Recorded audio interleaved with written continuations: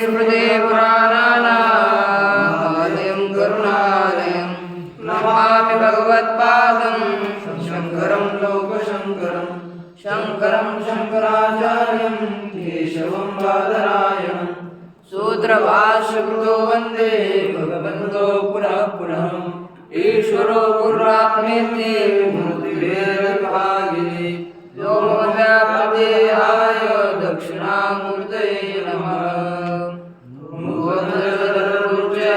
गोपवधूपृथुकुलचौराय तस्मै कृष्णाय नमः।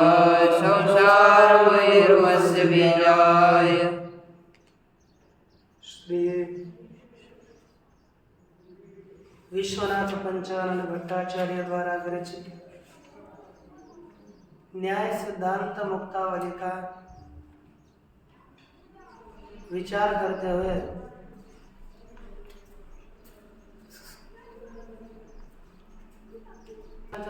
पंचानन भट्टाचार्य जी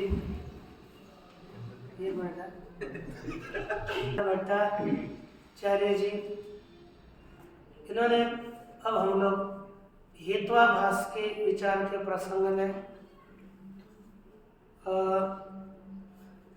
जो 5 प्रकार के हेत्वाभास बताए, कौन कौन से बोलिए? व्यभिचार, विचार, विरुद्ध, सत्प्रतिपक्ष, सिद्ध और बाधित। ये जो 5 हेत्वाभास है, इन 5 में पहला कौन सा है? व्यभिचार। व्यभिचार, उसको क्या नाम है दूसरा? अनैकांतिक। अनैकांतिक यह हेत्वाभास है, अर्थात अनैकांतिक व्यभिचार है। इसके कितने भेद है? 3।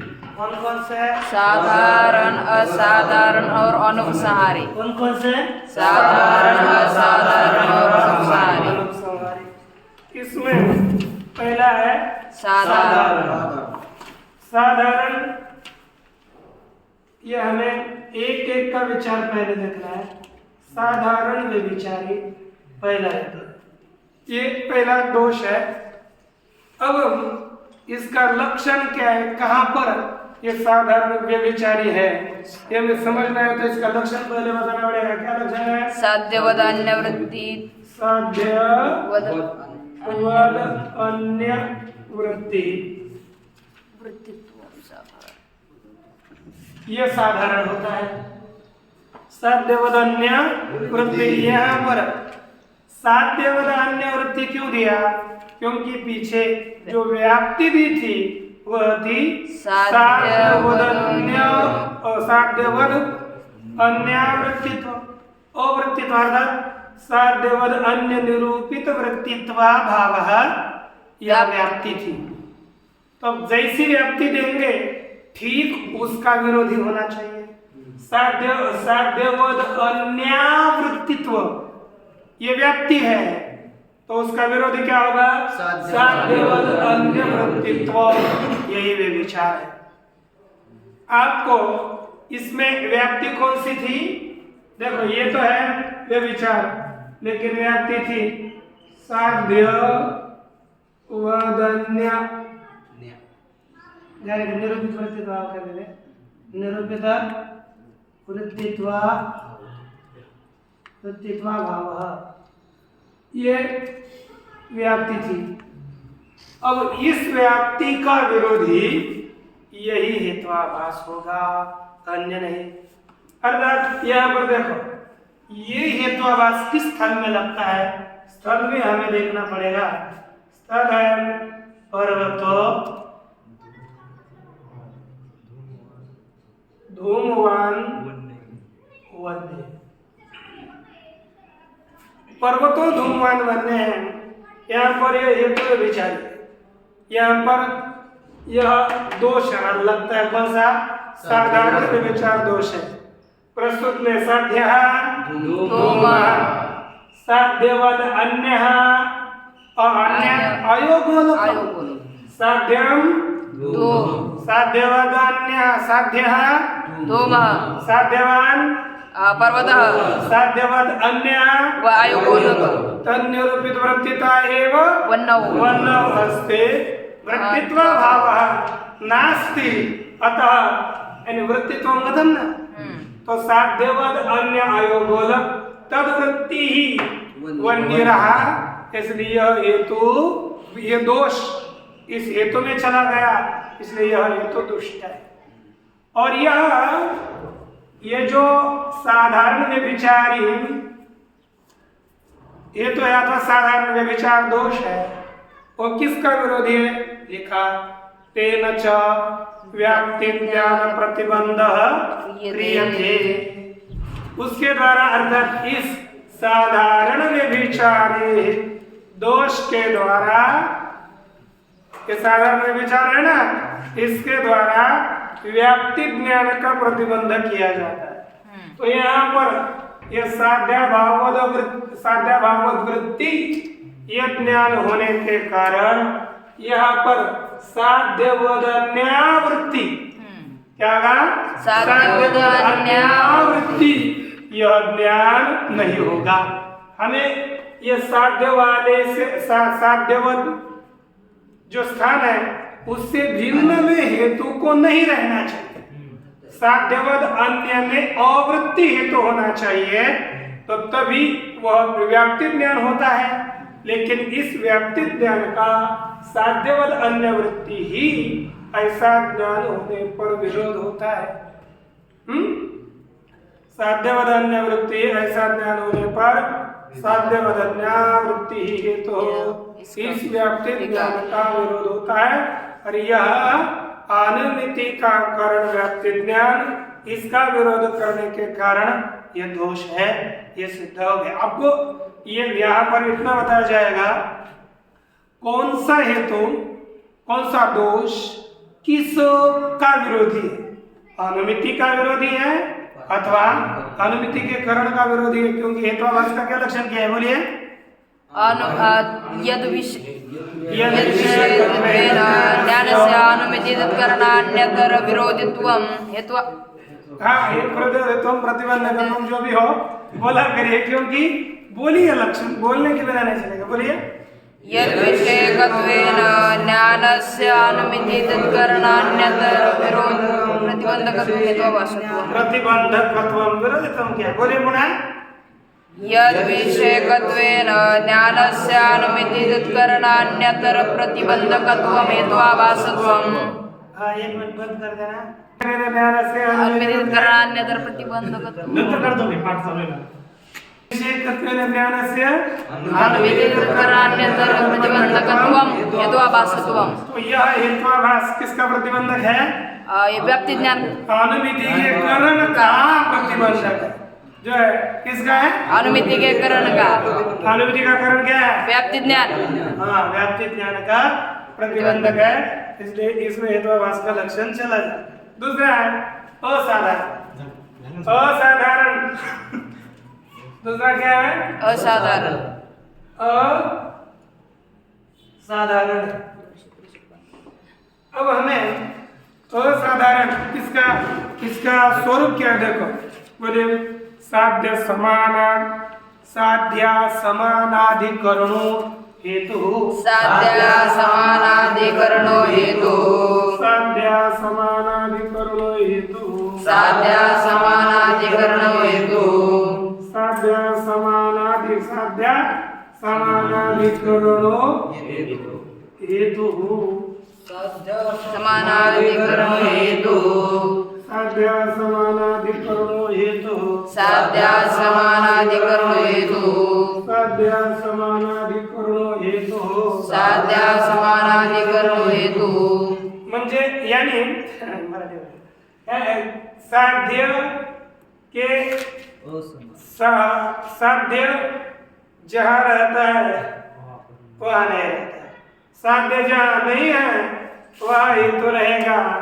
वही समझो साध्य का असमानाधिकरण, इसका वही अर्थ होता है साध्य के अधिकरण में न रहने वाला हेतु।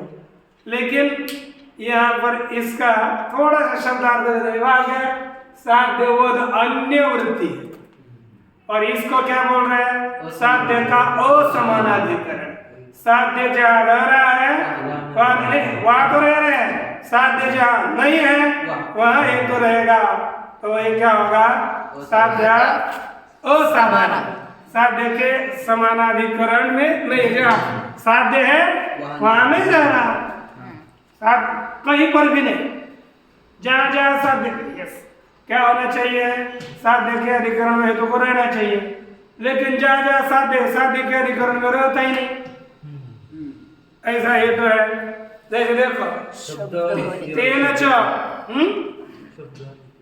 उधर देखेंगे तेन साध्य समानाधिकरण्य ग्रह प्रतिबद्धते तेन मैंने इस प्रकार के असाधारण हेतु के ज्ञान से असाधारण दोष से दुष्ट हेतु है इस व्यभिचार के ज्ञान से असाधारण व्यभिचार के ज्ञान से क्या होता है साध्य समानाधिकरण्य ग्रह प्रतिबद्धते कुछ पता चलता है ना देखो यहाँ पर व्याप्ति का स्वरूप है ये है व्यभिचार और व्याप्ति है साध्य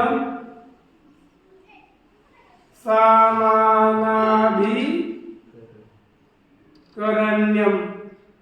हम देखें ना सिद्धांत व्याप्ति है ना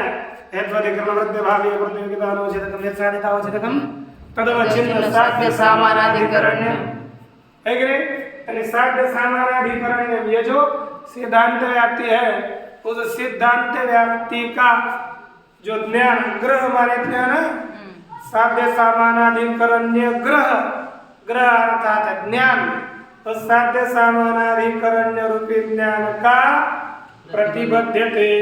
प्रतिबंध किया जाता है जैसे अब उदाहरण दे रहे हैं यथा शब्दो नित्य शब्दत्वात् क्या शब्द है शब्द नित्य शब्दत्वात् नित्य शब्दत्वात्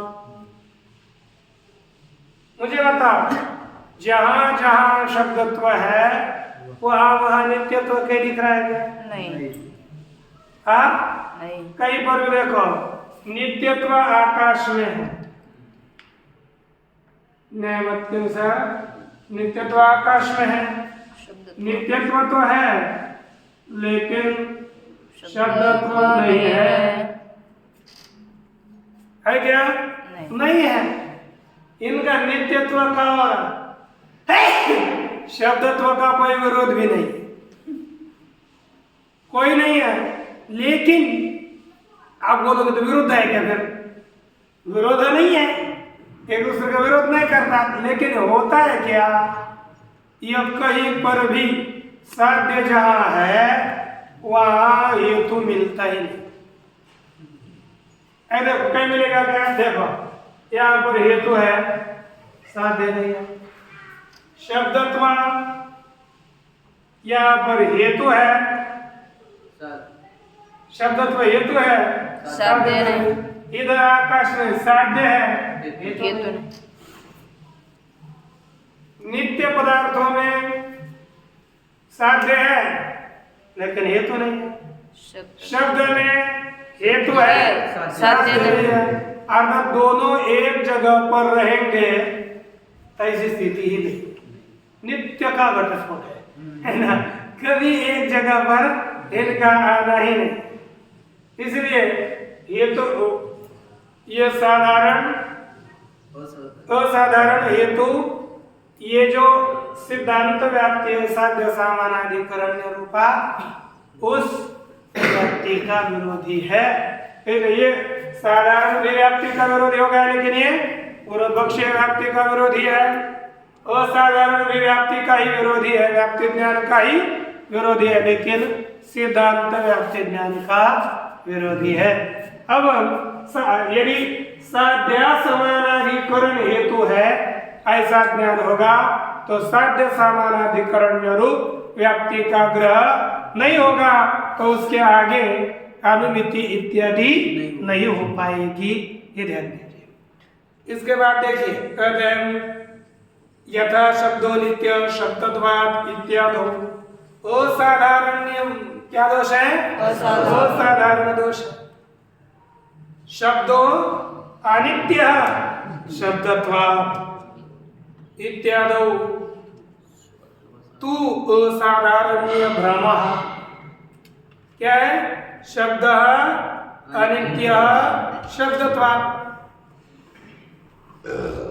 जहाँ जहाँ अनित्यत्व है, शब्दत्व है ना शब्द में, एक नहीं तो क ख इत्यादि शब्द में, लेकिन एक आधो को लगा अरे यहाँ पर भी क्या नहीं होता है, साधारण्य अर्थात साध्य के अधिकरण में हेतु नहीं रह रहा, ऐसा किसी को लग रहा हो तो वह उसका भ्रम है।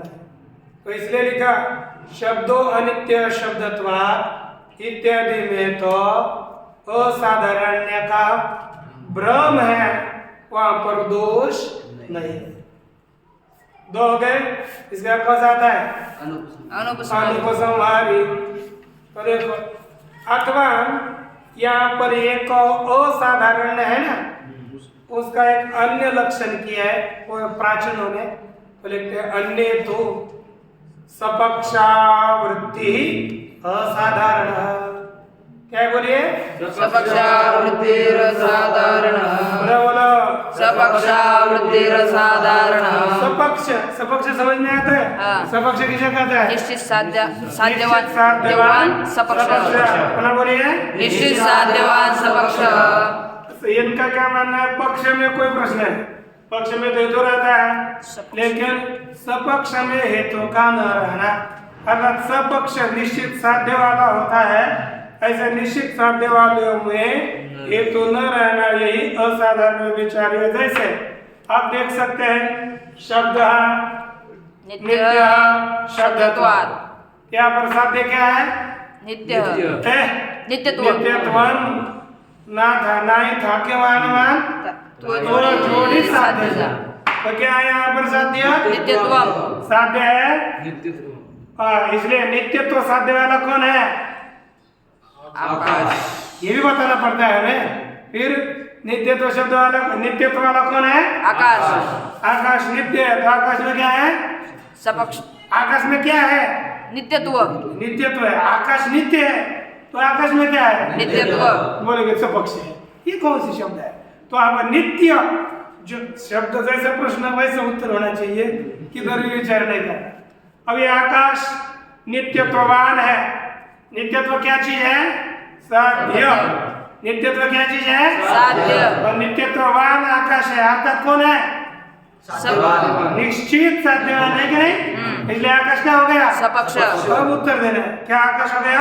सपक्ष। तो आकाश सपक्ष है, उसमें हेतु शब्दत्व नहीं रहता। नहीं रहा, ले सपक्षावृत्ति। हेतु कौन सा हेतु? शब्दत्व हेतु सपक्ष आकाश में नहीं रह रहा, इसलिए शब्दत्व हेतु कैसा है प्रस्तुत में? असाधारण विचारी है। कैसा है? असाधारण विचारी। ऊपर का वन्य कैसा विचारी था? साधारण विचारी। और शब्दत्व हेतु असाधारण विचारी। यहाँ पर असाधारण विचारी वन्य को नहीं कह सकते, वन्य को नहीं। असाधारण विचारी हेतु होगा शब्दत्व ही प्रकृत स्थल में।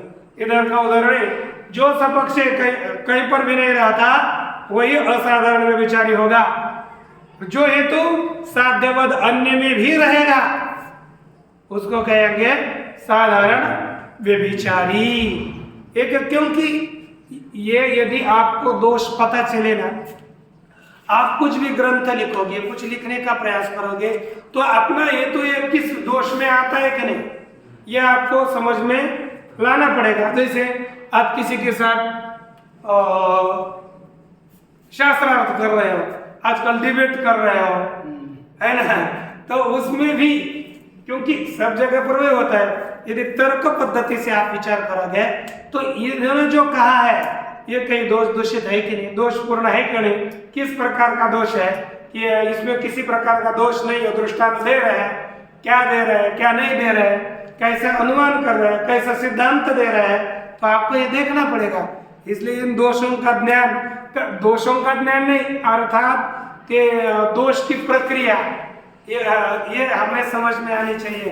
ये निरीक्षक तो ऐसा होना चाहिए ना, तो निरीक्षक को कुछ पता ही नहीं है तो कुछ भी किसी के मार्क देकर चले जाए, ऐसा नहीं होता ना। ये सावध रहो, अभ्यास करो और यहाँ पर देखो, है कि नहीं। दूसरा है, अब देखो लिखते हैं सपक्ष क्या है, सपक्ष निश्चित साध्यवान मूले पुस्तक के वर्तते। सपक्ष क्या चीज है, निश्चित साध्यवान यत्र साध्यम निश्चित रूपेण वर्तते स एव सपक्ष भवतो न त्वन्यः। इत्थंच शब्दो अनित्यः शब्दत्वात् इत्यादौ यदा पक्षे साध्य निश्चयः तदा न असाधारण्यम् तत्र हेतोर निश्चयात् इति वदन्ति। अब ये अन्य क्या कहते हैं, जो दूसरा अनुमान ले लिया शब्दो अनित्य, हमें इसको चेंज करना, शब्दो अनित्य शब्दत्वात्। कैसे जवाब है, शब्द अनित्य शब्दत्वात्। इस स्थल में यदि पक्ष में शब्द में अनित्यत्व का निश्चय नहीं हुआ, क्या नहीं हुआ, अनित्यत्व का निश्चय नहीं हुआ। दो आपको ध्यान में रखना है, शब्द में अनित्यत्व का निश्चय होना और शब्द में अनित्यत्व का निश्चय न होना। जब शब्द में अनित्यत्व का निश्चय हुआ है तब यही शब्द निश्चित साध्यवान होगा, है कि नहीं। निश्चित साध्यवान, क्योंकि यहाँ शब्द अनित्य है, निश्चय है तो निश्चित साध्यवान हो गया। और निश्चित साध्यवान शब्दों में अनित्यत्व भी है और शब्दत्व भी है, यहाँ पर असाधारण में विचार दोष नहीं है। लेकिन जब शब्द में या अनित्यत्व का निश्चय नहीं हुआ, संदेह हुआ शब्द नित्य है कि अनित्य है, मीमांसक कहते हैं शब्द नित्य है और दूसरे अन्य लोग कहते हैं हमको तो ऐसा मालूम पड़ता है शब्द नष्ट होता है, तो शब्द नित्य है कि अनित्य है, दोनों के विषय में कहते हैं वेद नित्य है। यदि ऐसा कहेंगे तो शब्द नित्य है कि अनित्य है, इसमें संदेह हो गया। उस काल में यह शब्दत्व हेतु असाधारण में विचारी है, क्योंकि अब दूसरा अनित्यत्व ये तो पक्ष में आ गया, इसको तो हम सपक्षगत नहीं ले लेंगे, तो अब ये पक्ष में आया, हमें सपक्ष ढूंढने पड़ेंगे घटपटादी। घटपटा नदियों में साध्य तो है, सपक्ष है, साध्य है उसमें, लेकिन हेतु नहीं रह रहा, इसलिए वहां पर असाधारण व्यभिचारी हमें मानना पड़ेगा, है कि नहीं। फिर अनित्यत्व को सिद्ध करने के लिए शब्दत्व हेतु नहीं चलेगा, वहां कृतकत्व देना पड़ेगा। तो उस कृतकत्व हेतु से ही शब्द में अनित्यत्व की सिद्धि होगी। आप देखा करो उस हेतु के द्वारा ये सिद्ध होता है कि नहीं। अनुमान स्वयं बनाने चाहिए चलते चलते। कोई अभी ऐसे है, ये मैं एक अनुमान करूं मैं थोड़ा विचित्र अनुमान कर देता हूँ ना। मैं देखा, मैं थोड़ा वो बंद कर देंगे। यहाँ पर यहाँ ध्यान दीजिए कि जब साध्य का शब्द में निश्चय नहीं है तभी तब इस शब्द अनित्य शब्दत्वात् यहाँ पर यह हेतु व्यभिचारी है, यह हमें समझना है। आगे देखो, तत्र हेतु निश्चयाद इति वदन्ति, ठीक ना। वहां पर हेतु का निश्चय हुआ है और साध्य का भी निश्चय है, इसलिए वहां पर कोई दोष नहीं है। जब साध्य का निश्चय नहीं है तब समझो वहां पर अवश्य असाधारण व्यभिचार है। और इससे क्या आप देखो तीसरा कौन सा है, अनुपसंहारी। देखो अनुपसंहारी च अत्यंताभावा प्रतियोगी साध्यकम गली साध्यकः अत्यंत भावा प्रतियोगी साध्यक अत्यंताभावा प्रतियोगी साध्यकत्वम अत्यंत भावा प्रतियोगी साध्यकत्वम अनुपसंहारिणः लक्षणम् अनुपसंहारिणो लक्षणम् पुनर्वदन्तु अत्यंत भावा प्रतियोगी साध्यकत्वम अनुपसंहारिणो लक्षणम् पुनः बोलो अत्यंत भावा प्रतियोगी साध्यकत्वम अनुपसंहारिणो लक्षणम् अत्यंताभावा प्रतियोगी साध्यकत्वम अनुपसंहारिणो लक्षणम् अत्यंत भावा प्रतियोगी साध्यकत्वम अनुपसंहारिणो लक्षणम् पुनर्वदन्तु अत्यंत भावा प्रतियोगी साध्यकत्वम अनुपसंहारिणो लक्षणम् अत्यंताभावा प्रतियोगी साध्यकत्वम अनुपसंहारिणः लक्षणम्। अब यहाँ पर देखिए अत्यंताभाव का अप्रतियोगी कौन सत को कैसे साध्य कैसा होना चाहिए अत्यंत अत्यंताभाव का अप्रतियोगी है साध्य जिस हेतु का। कुछ समझ में आ गया?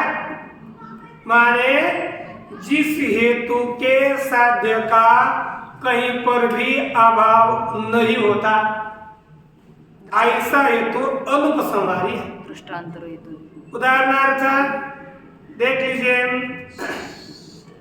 घटो प्रमेय घटत्वात् कर लीजिए कोई भी ले लीजिए कोई समस्या नहीं।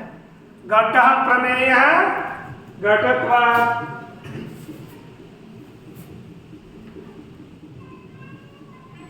घट प्रमेय वाच्यत्वात् लिखने क्या देते हैं ना तो वाच्यत्वात् लिखते हैं क्या समस्या। घटो प्रमेय वाच्यत्वात् यहाँ पर पक्ष क्या है घट साध्य क्या है प्रमेयत्वम् प्रमेयत्वम् ये तो क्या है वाच्यत्वम्। अब संपूर्ण जगत प्रमेय है हमारे ज्ञान का विषय नहीं लेकिन ईश्वर ज्ञान का विषय तो है। इसलिए ईश्वर ज्ञान का विषय होने से सभी जगत प्रमेय है। तो प्रमेयत्व कहा रहता है सकलस्मिन् जगति प्रमेयत्वं वर्तते अर्थात प्रमेयत्वस्य कुत्रापि अभावः नास्ति सर्वत्र प्रमेयत्वस्य विद्यमानत्वात्। यह जो प्रमेयत्व हेतु है अत्यंत अभाव का जो जिसका अभाव होता है वह प्रतियोगी होता है जिसका अभाव नहीं होता वह अप्रतियोगी। तो प्रमेयत्व का कहीं पर भी अभाव नहीं तो प्रमेयत्व कैसा हो गया अप्रतियोगी। तो अत्यंताभाव का अप्रतियोगी कौन हो गया प्रमेयत्व और अत्यंताभाव का अप्रतियोगी साध्य है किस हेतु का वाच्यत्व हेतु का। इसलिए प्रस्तुत में वाच्यत्व हेतु कैसा हो गया अनुपसंहारी अनुपसंहारी। ये सभी होता है ये तो सभी आपकी व्याप्ति मानी जाती है लेकिन दूसरा कोई भी आप ये तो क्योंकि सब जगह पर जहाँ पर साध्य का अत्यंत अभाव होता ही नहीं उसको क्या मानते हैं अनुपसंहारी। लेकिन यहाँ पर व्याप्ति मानी जाती है लेकिन यहाँ पर अनुपसंहारी दोष बैठता है। जहाँ पर साध्य का अभाव नहीं मिला वह ये तो अनुपसंहारी है ये ध्यान दीजिए। इससे क्या होता है अनेनम व्यतिरेक व्याप्ति ज्ञान प्रतिबंध क्रियते। इससे क्या होता है व्यतिरेक व्याप्ति यहाँ पर अन्वय व्याप्ति हो जाएगी। ये अन्वय व्याप्ति का प्रतिबंधक नहीं यत्र यत्र वाच्यत्वं तत्र तत्र प्रमेयत्वम् है ना ये तो बनेगा। हाँ ये भी नहीं लगेगी पूर्व पक्ष व्याप्ति नहीं सिद्ध होगी लेकिन सिद्धांत व्याप्ति जुटेगी सिद्धांत व्याप्ति होगी। यहाँ पर विचार दोष कहाँ है व्यतिरेक व्याप्ति नहीं हो पाती है। क्या है व्यतिरेक व्याप्ति का क्योंकि यत्र साध्य भाव तत्र हेतु भाव यहाँ पर साध्य का अभाव ही नहीं मिलता। ये तो दूसरा भी रख सकते हैं यहाँ तो हेतु का भी नहीं मिलता साध्य का भी नहीं मिलता लेकिन यत्र यत्र साध्य भाव तत्र तत्र हेतु भाव इत्यादि का ये व्यतिरेक व्याप्ति न बोल सात्र अवगन्तुं न शक्यते। अतः अत्र व्यतिरेक व्याप्तेः अनेन अनुपसंहारेण दोषेण प्रतिबंधः क्रियते, है ना? अनुपसंहारी का ज्ञान होने पर व्यतिरिक्त व्याप्ति का ग्रहण नहीं होता है, हमें समझना है। हो गया? इसके बाद क्या है? विरुद्ध। इतना ही देखते और बंद। विरुद्धस्तु साध्य व्यापकी भूता भाव प्रतियोगी। देखो बहुत विचित्र स्थिति है, इतना ही ले लेंगे। 3 पंक्तियां है। साध्य व्यापकी भूता भाव प्रतियोगी, समझ में आ रहा है? बोलो सही। साध्य व्यापकी भूता भाव प्रतियोगी। वो कौन हो रहा? अविरुद्ध। विरुद्ध। साध्य व्यापकी भूता भाव कौन? बोलिए। साध्य व्यापकी भूता भाव प्रतियोगी। साध्य के अपेक्षा से क्या व्यापक है? अभाव है, हेतु का अभाव। साध्यों की अपेक्षा से जिसके व्यापक हेतु का अभाव है, ऐसे अभाव का प्रतियोगी हेतु विरुद्ध है। कुछ समझ में आ रहा है? देखो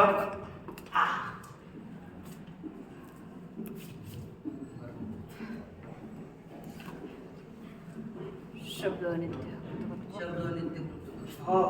वही नित्य हुआ, ऐसा नहीं। शब्द नित्य कृतकत्व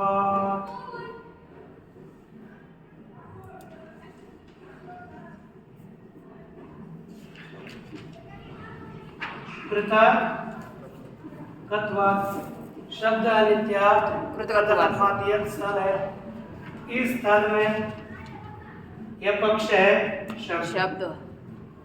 अब हमें ये देखना है साध्य क्या है? नित्यत्वम। नित्यत्वम। हेतु क्या है? कृतकत्वम। कृतकत्वम। कृतकत्वम कार्यत्वम, ये हेतु है। जहाँ जहाँ नित्यत्व है, किसमें? आकाश, काल, देह, आत्मा, मन, परमाणु, इनमें क्या है? नित्यत्व है। समझाओ। परमाणु, आकाश, काल, देह, आत्मा, मन, परमाणु, ये 2 चीजें हैं, इनमें नित्यत्व है। लेकिन यत्र यत्र साध्यम तत्र तत्र हेत्वाभाव। देखो इसमें साध्य है, इसमें साध्य है, इसमें साध्य है, इसमें साध्य है, इसमें सब में साध्य है, लेकिन कृतकत्व इनमें नहीं है। तो यत्र यत्र साध्यम तत्र तत्र हेत्वाभाव। तो साध्य के अपेक्षा से व्यापक कौन हो गया? हेत्वाभाव। उसका प्रतियोगी हेतु। तो साध्य के व्यापक की भूत जो अभाव, उस अभाव का जो प्रतियोगी, वही कौन सा हेतु है? विरुद्ध। समझ में आया? ये विरुद्ध का है। जैसे देखो, इससे क्या होगा? अयम साध्याभाव ग्रह सामग्रीत्वेन प्रतिबंधक। तो यह साध्याभाव, यह जो हेतु है ना, कृतकत्व हेतु है, वो साध्य का ज्ञान नहीं कराता है। किसका ज्ञान कराता है? साध्य के अभाव का ज्ञान कराता है। इसलिए यह विरुद्ध हेतु साध्य के अभाव के ग्रहण का ज्ञान की सामग्री है। किसकी सामग्री है? साध्य के अभाव के ज्ञान की सामग्री होने से प्रतिबंधक है। सत्प्रतिपक्षे तु, है ना? इतना लाज में रख दिया। और इसके पश्चात का सब देखो, थोड़ा ले लेते देखो। सत्प्रतिपक्षे तु प्रति हेतु साध्य भाव साधक। सत्प्रतिपक्ष और विरोध में क्या भेद है?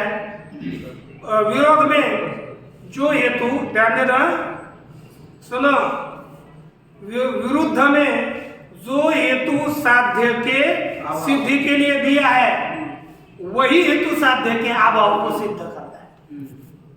देखो, जैसे आपने जिसको बॉर्डर में रक्षा करने को भेज दिया, रखा, और वही शत्रुओं को अंदर भेज रहा है, ये हो गया विरुद्धात्मा। जिसको हमने जिस काम के लिए रखा वही उससे विरुद्ध काम कर रहा है, तो उसको क्या बोलेंगे? विरुद्ध।